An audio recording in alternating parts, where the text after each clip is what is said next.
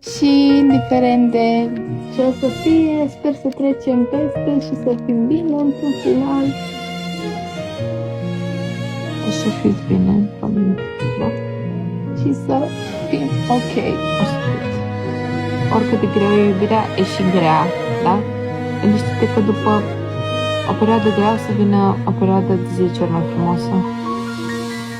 Dacă o să te bucuri de momentele frumoase atunci când aveți și momente rele. Nu? Deci spune lui Valentin că îl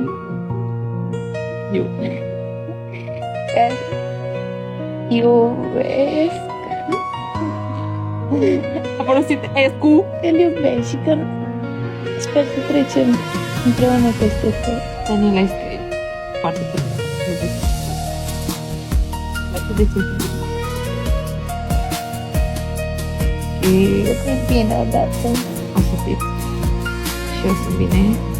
O să fiu și mai bine pe ce trecem. Sper să fie bine. Sper să Te gândesc la mine. Sper să fie bine.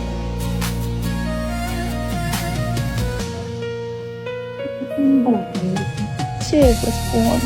O să fiți bine, familie.